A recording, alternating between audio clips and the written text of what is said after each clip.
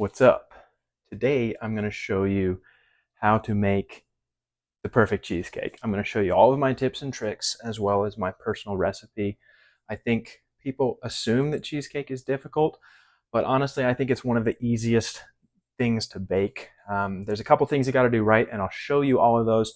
But other than that, it's extremely versatile. You can modify the recipe and do whatever you want. Okay, even with this recipe I'm going to show you, if you want to mix in some peanut butter, it's still going to be great. You want to do some mint and some chocolate chips, whatever. Even baking techniques and whatnot, it really just comes down to personal preference. So I'm going to show you the couple of things that you need to do right and the general process, and then you can have some fun and play with it and feel confident making cheesecake yourself.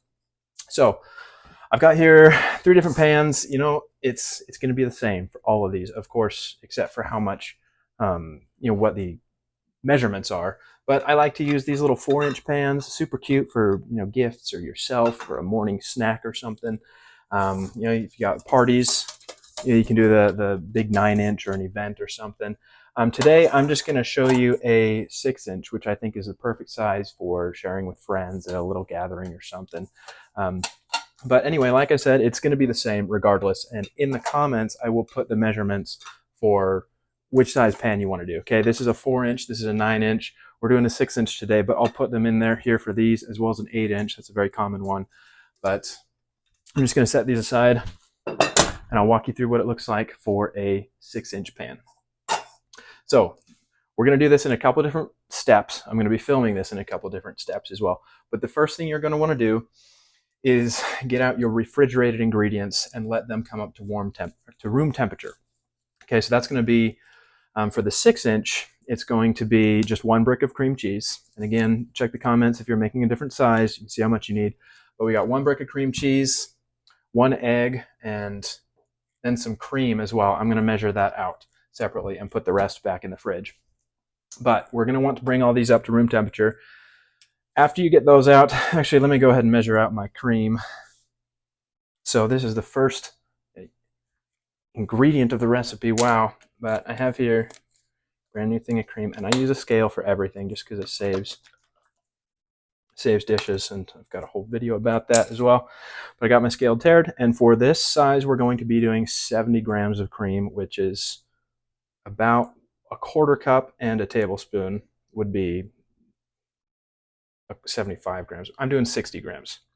And again, if you get it a little over or a little less, it's not going to make a difference. It's not delicate like a cake where you mix up the water content and everything just goes wild.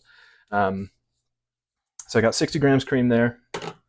I'm just going to cover this for when I come back to actually make the cake portion.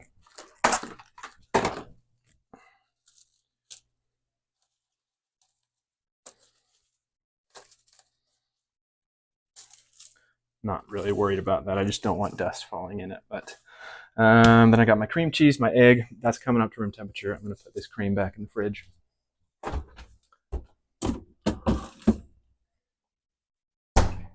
The next thing we're going to do is we're going to go ahead and prepare the crust and the pan. So I'm going to get my oven baking. I'm going to go ahead and preheat it to 300 degrees is what I use for my crust. Prep the pan. This is genius, guys. I'm going to show you my favorite way of doing this. So I'm going to take a square of parchment, just a little bit bigger than my pan.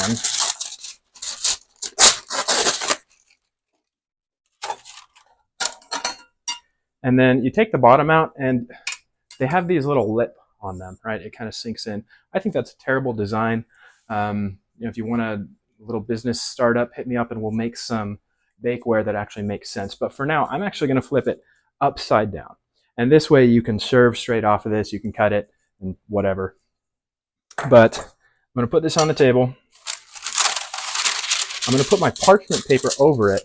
And so what I'm going to do is I'm going to crimp this around the parchment paper so that the whole bottom of the pan is already non-stick.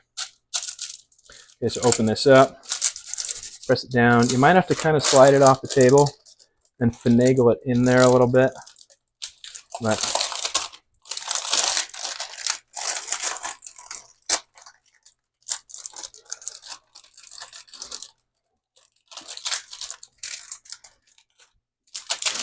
I'm going to restart. I promise this is the most difficult part of the entire process. So I'm going to go from both sides this time.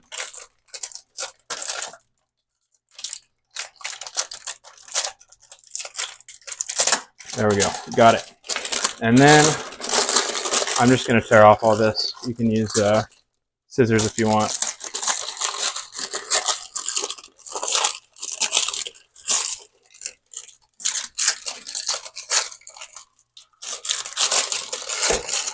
It doesn't have to be perfect. The parchment paper, right? This is not wax paper, by the way. This is non-stick parchment paper, but it's not going to burn or anything. Okay, and the next thing to do before I put my crust in there is I'm going to grease the edges of the pan. You can use any kind of non-stick spray you want or whatever, but I'm just going to take a little paper towel, okay? I'm just going to rub it in some butter. And then I'm just going to rub this around the edges of the pan.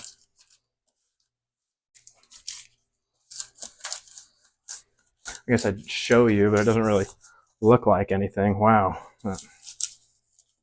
But you'll just want to get those edges real well, all the way around, up and down. You know, there are a lot of different non-stick sprays, or you can dust it with flour or whatever. For this particular bake method and recipe, I don't think it really makes a difference. So you can even use oil, whatever you have available. Okay, now the pan is ready. Next step is the crust. Let me grab another mixing bowl.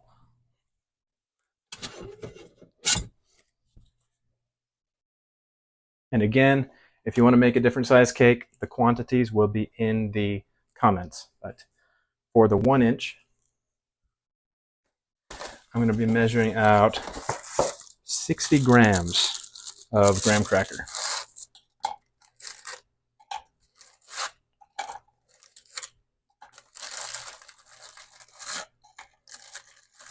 It's 55. See how close that is. 63. Okay. 61. Close enough. Then we got to crunch this up. You can put it in a food processor if you like. I'm old-fashioned, so I'm just going to bash it up in a bag with my rolling pin.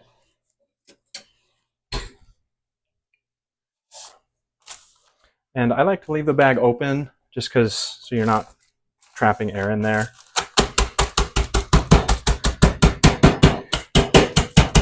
Another note, you can use whatever kind of cookie you want.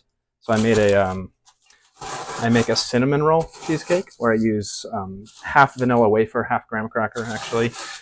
I make a pumpkin spice cheesecake where I use ginger snaps.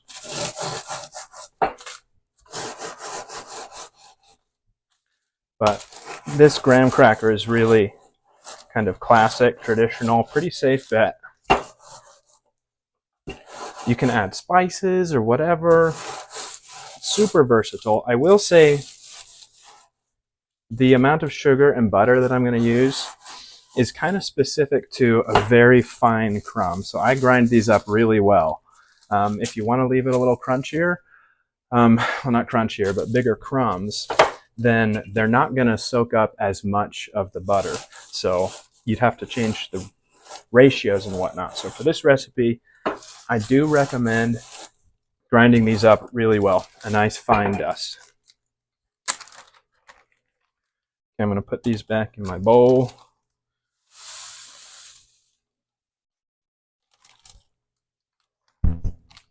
And then we are going to do 18 grams of just plain granulated sugar.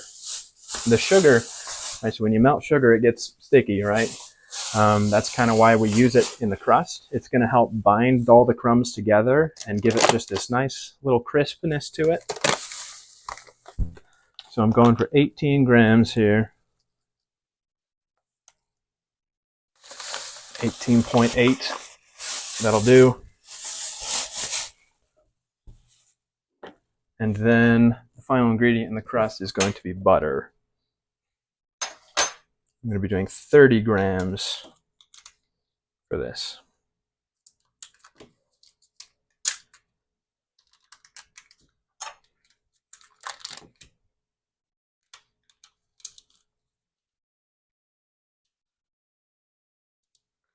$24, $31. Okay, we've been a little over on everything, so it'll be pretty close. But I'm just going to pop this in the microwave. You don't want to let your butter go too long because it'll just pop and explode. So I like to stop it after a couple seconds, kind of let it settle, and then if it needs to go more, you can get it going again. But you can see that was 20 seconds and we're already, mostly melted. Let that heat distribute and give it a spin so you're not trapping air in there. That's what's going to pop as the water evaporates.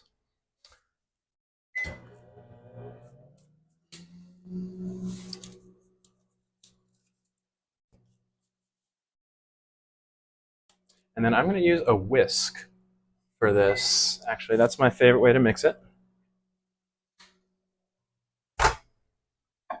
Once your butter is melted, there we go.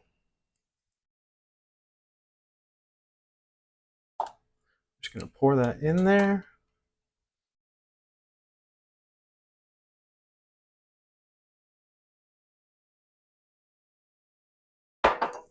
And then give it a little toss.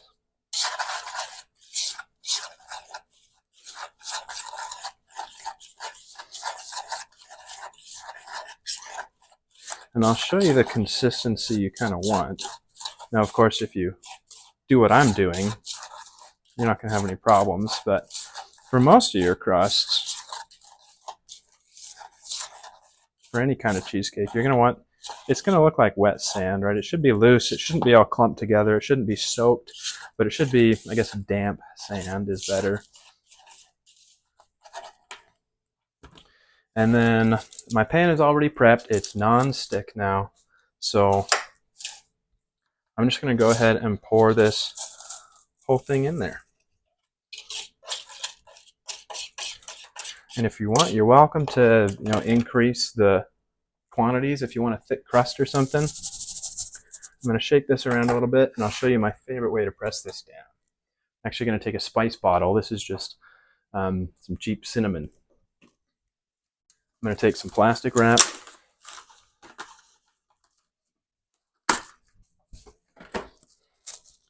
I'm going to cover this spice bottle. And then I'm just going to use this to stamp it down. Sorry, I should close this. I like to go softly and first focus on kind of, distributing the whole thing evenly. And then as it gets more and more evenly distributed, I'll start to apply slightly more pressure. You don't need to mash it in there, but you do want it to be, fairly well packed. And then as the sugar melts and the butter heats up, it'll start to bind together. And I know it's a simple thing, but I take a lot of pride in this crust, recipe with these measurements because it comes out, it's soft, but still has just this gentle bite to it. Anyway, that's what it looks like. Beautiful. And I'm going to go ahead and just pop this in the oven. I will say about ovens, usually once it beeps, it takes a couple more minutes for it to actually reach the temperature that it's supposed to be at least in my experience with most conventional ovens. But it's not going to make a big difference for this. So I'm going to go ahead and pop this in. That's just kind of in the middle. Doesn't really matter where, honestly, for the crust anyway. And then, I always use my phone timer, but anyway. So I'm going to set the timer for, I'm not going to set the timer. It's 2:48. Remind me to take it out at 2:56. Okay, we're going 8 minutes, 300 degrees Fahrenheit. Other than that, I've got my ingredients warming up. I'm going to go ahead and I'll come back later and take this crust out, but I'm just going to go ahead and clean up and call that good for now.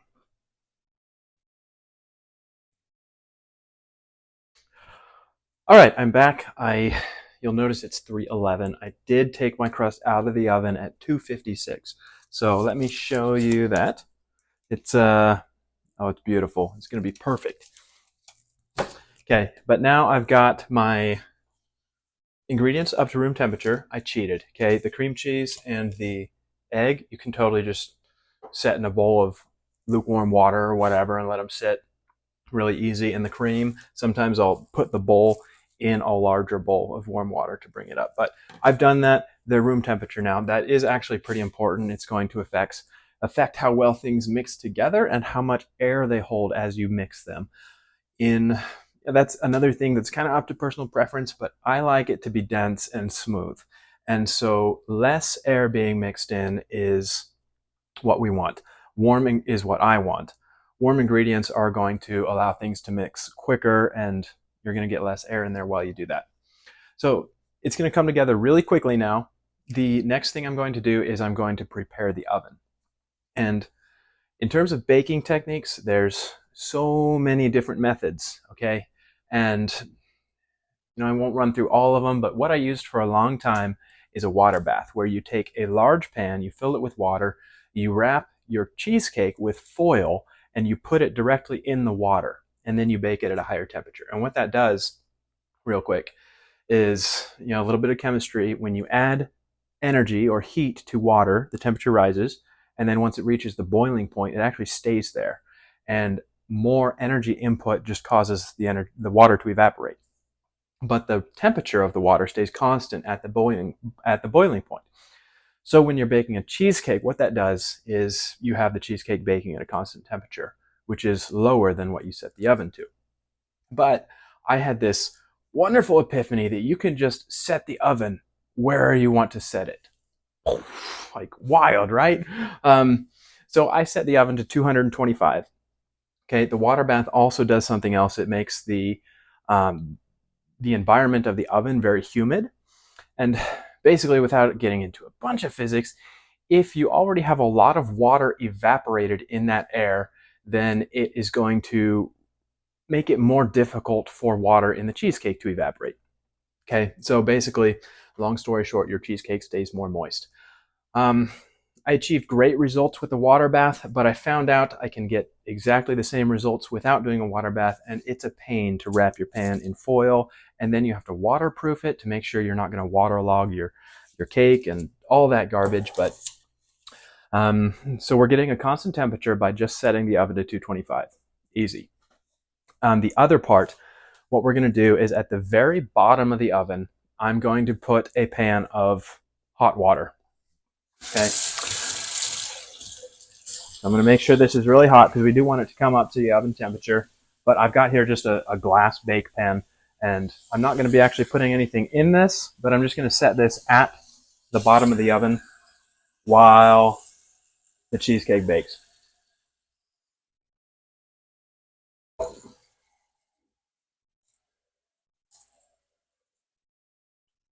All right. And I've got here probably, I don't know, an inch of water. It's not going to evaporate that quick, so it's not super important. Again, I'm going to go ahead and put this at the very bottom of the oven. All right. And then my next rack, you can't see that, but where I'm actually going to put the cheesecake is about 1/3 of the way up the oven. So basically as close to the water as I can. Yeah, as low as I can without it being in the water. Okay, oven's at 225. That's prepped. As soon as I mix all this together, it'll be ready to get going. So we're going to go ahead and mix that up. Okay. Start with so for a 6-inch, just 1 brick of cream cheese. Still a little wet from when I warmed it up. Hard to get open.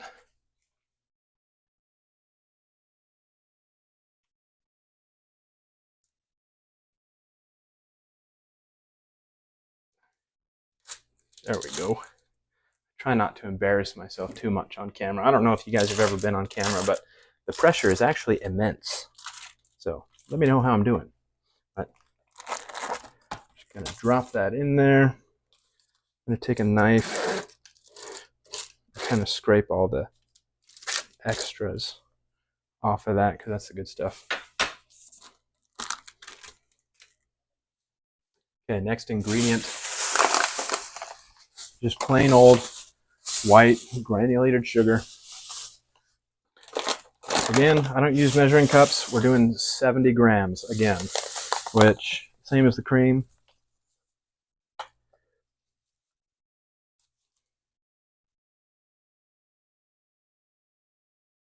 So I talked about bringing all the ingredients up to room temperature to mix it as little as possible. That's going to be our goal with every step here. So I've got nice warm cream cheese, and I'm going to use just the slowest speed. I love this mixer. Yeah, it gets pretty quick, but I'm just going to use the lowest speed. And we're just going to get that incorporated. And so at every step when we mix it, as soon as it looks smooth and mostly mixed, you're good. But we're just creaming the fats and the sugar together here so we get a nice smooth consistency before we mix anything else. I'm going to turn the speed up just one rung, just for a second. And then I always get everything off of my beaters just by ramping it up to high speed, and then it spins up and hits the wall of the mold, but whatever. Okay, I'm going to scrape down the edges. And so it's kind of what it looks like. Some of the stuff on the edges here didn't get mixed in quite as well. So I'm going to shake those all down, scrape it off, shake it in there, and I'm going to just do one more gentle mix, just so it's all incorporated the same.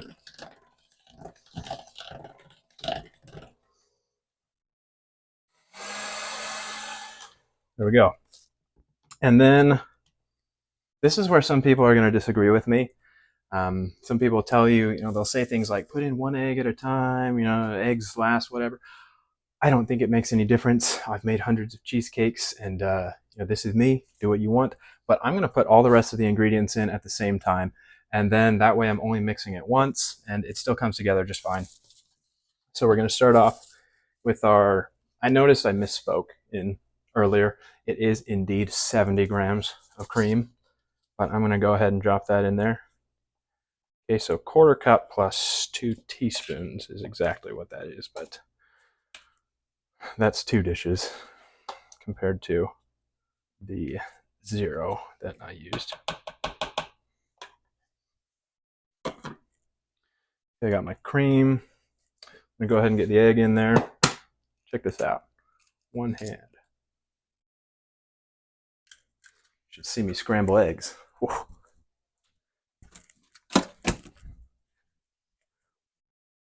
All right, rinse that off.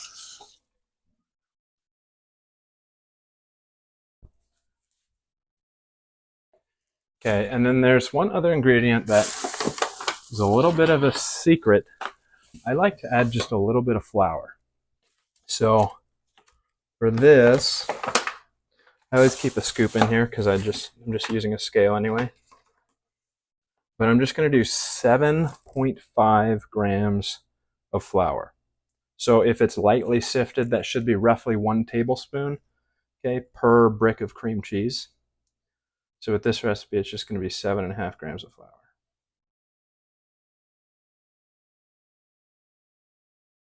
I do try to be pretty careful with this because we're not trying to make a cake here.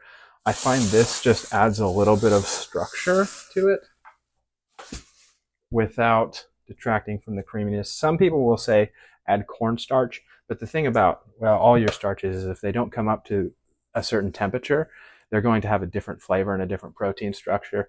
And I've found using cornstarch, I can taste the cornstarch in my cheesecakes, and that is not something I want.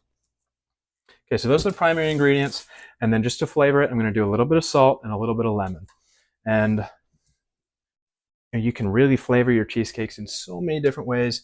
But I love lemons. Honestly, I'll eat these like candy, but like an orange or something. But I cut it in half, and I actually picked the seeds out because I don't want to squeeze any seeds in here. But I'm just gonna. I like to do juice actually fresh from a lemon.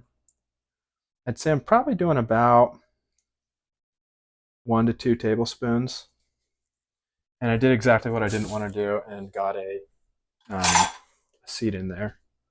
I'm gonna pick that out. Okay. And then just a tiny dash of salt. I really don't think cheesecake needs the salt, actually. I kind of just do it for kicks, but I don't think it hurts. So go again on the lowest speed I have. I'm gonna mix this up.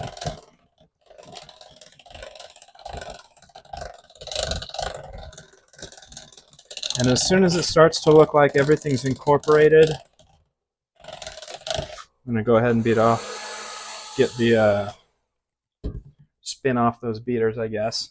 And then I'm gonna go ahead and scrape the edges of the bowl again, just to get all that kind of unmixed stuff, and shake it back down in the middle. And I'll scrape it off on the edges. Get that back in the middle as well. And then I'll do just one more mix.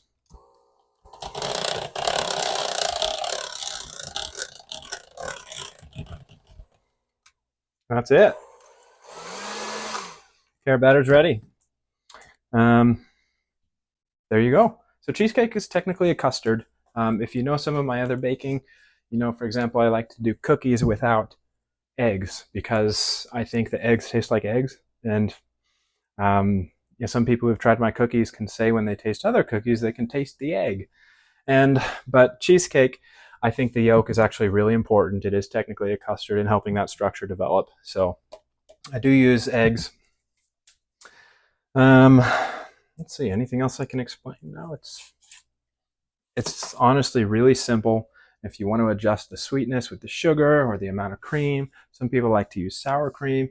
There's so many different things you can do, but once you've got your batter ready, so I think the important things are not over mixing and having room temperature ingredients, and then your bake method will make a big difference. But if you do want to do something else, and there's a whole class of cheesecakes called Basque cheesecakes, which just means intentionally burnt. So there's really no way to go wrong. But this is the way I like it. It's going to be dense. It's going to be creamy. It's going to be kind of a medium on the sweetness scale. Okay, once I got that, the batter's not super runny, so it's kind of, I don't want to tip this over, but you can see, I'm just going to run my spatula around and kind of level it out a little bit.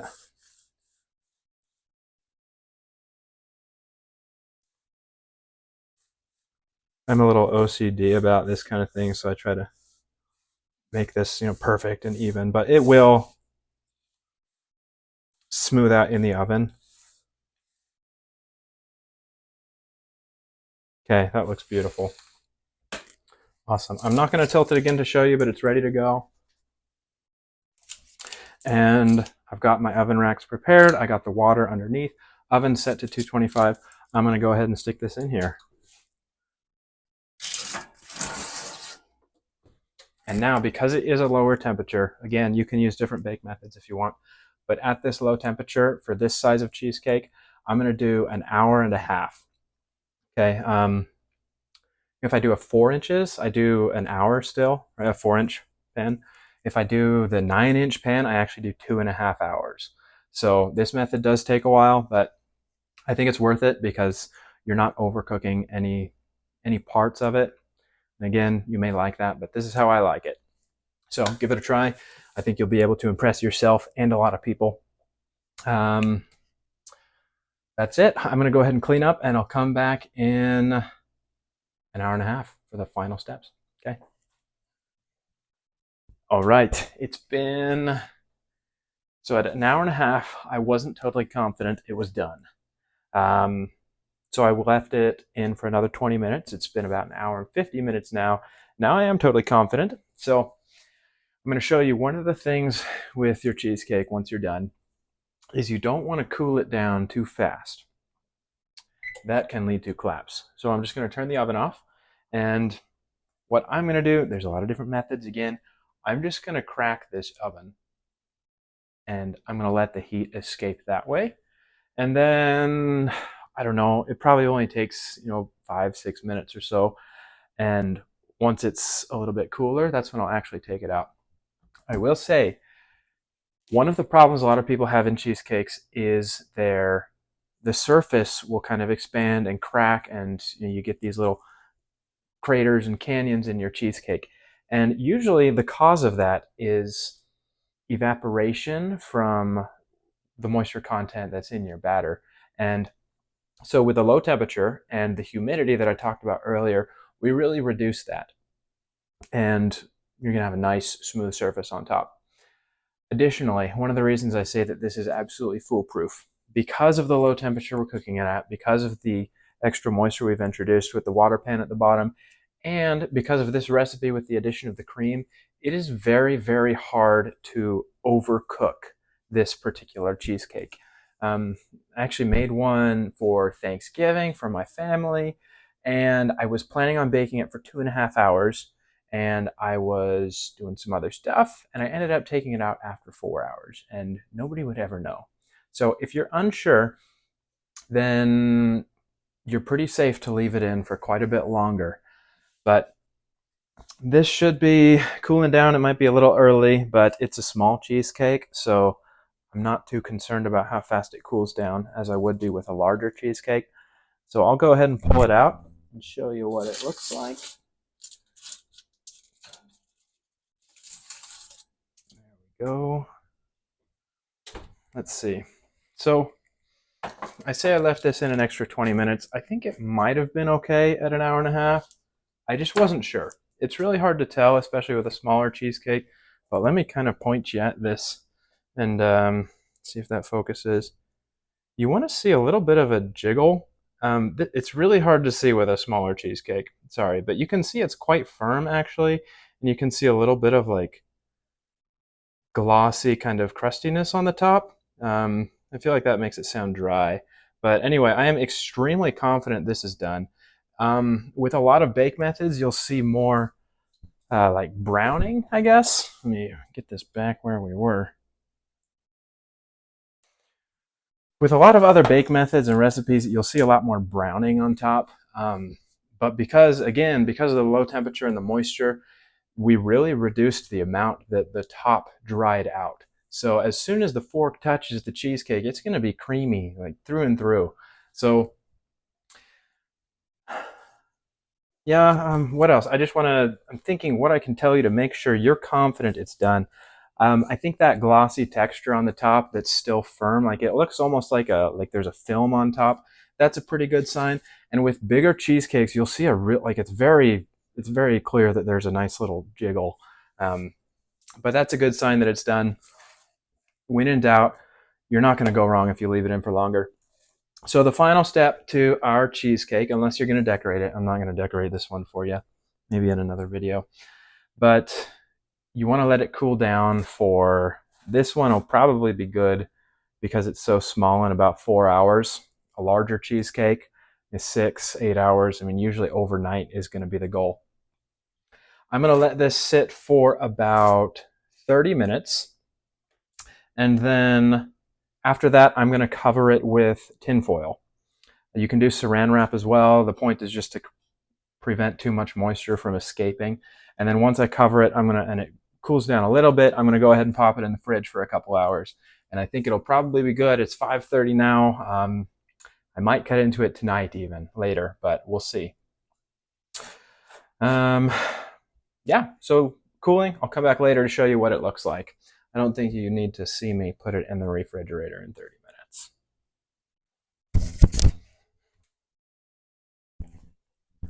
All right, so it's been about a whole day. I did not get to it last night, but I've got my cake here. It's done. It's beautiful. Let me show you what we're looking at, and I guess what you might look for. Let me come behind you. And so, if I can get that to focus. Yeah, so you can see it's kind of peeled away from the edges a little bit there. You should expect that. And the longer you leave it in, the more of that you're going to get. You can also see it's kind of curled up just a little bit on the sides. Same thing, the longer you leave it in, the more of that you're going to get. Looking at this now and feeling the density and seeing how it's settled, I can definitely tell you I would have been good to take it out after an hour and a half. You remember I left it in 20 minutes more, and it's still going to be perfect. I'll show you what it looks like when we cut into it. One thing I do want to point out that you can see is these little bubbles that have kind of burst, and so that's moisture evaporating as it turns into steam and leaves your cheesecake. That's what happens. And if you do get huge cracks in your cheesecake, it's basically just a big bubble that's escaping. So our baking method, as well as this recipe, minimizes that. So you can see it's a really flat surface, right? There's very minimal rise. And this is exactly what I want. When we cut into it, you'll see it's beautifully set, but it's still really easy to decorate with, a ganache or a cream or whatever. So let me go ahead and peel this out. Just going to pop my spring form open, kind of give it a little shake. So I just used butter on my pan. There are better things that might get it out a little bit easier for you, but this is going to be just fine, especially for my purposes. And as you can see, this is a little bit of a thinner cheesecake, but especially because this is smaller, I'm going to cut it in, and you'll see what the edges look like. Okay. I did include in the description for even this, you can double the recipe and have just a thicker one if you want, but I didn't need a lot because I'm probably going to eat this whole thing myself, realistically. I'm just going to cut it right down the middle. Oh, that's lovely. Yes. And the best way to cut these, if you really care, is just to use a hot and slightly wet knife if you want a really clean cut, but we're going to be fine with this. Grab a plate out of here, and I'll show you what this looks like.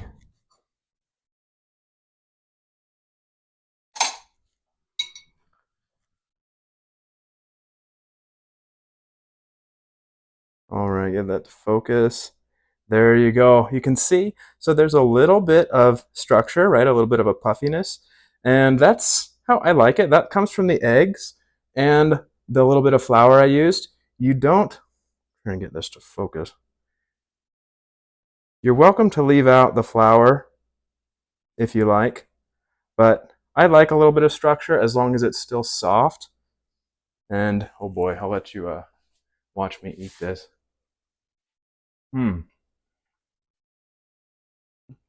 Yeah, that's good. Oh, and I love my crust. It's just like it's got just a little bit of crisp to it, but it still just falls apart as soon as you bite into it. That's nice. So that structure that you can sort of see, I'm trying to show you, that will be more pronounced the longer you leave it in. That's probably the biggest thing that will change. It's still going to taste phenomenal either way. But if you want it to be a little silkier, have a little less of that, then you can just take it out a little earlier. You can play around, see what you like. And you can leave the flour out if you don't like that as well. But I love to have just a little bit of structure as long as it's soft and creamy, which it is. But, well, there's cheesecake. Super easy. What else should I tell you?